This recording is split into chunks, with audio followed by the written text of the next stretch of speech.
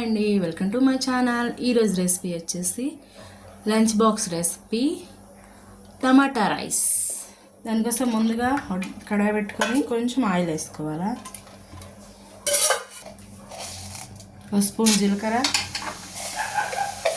అలాగే ఒక స్పూన్ ఆవాలు. ఇప్పుడు కట్ చేసిన ఉల్లిపాయ ముక్కలు, పచ్చిమిర్చి ముక్కలు, కొంచెం కరివేపాకు.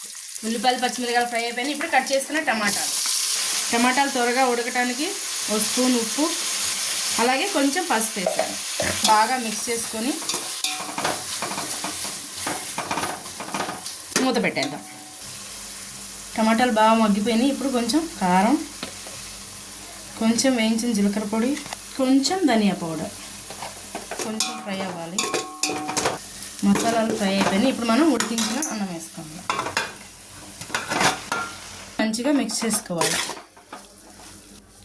Easy and tasty lunch box recipe అయిపోయింది. ఫైనల్గా కొంచెం కొత్తిమీర. Okay, bye. Like and subscribe.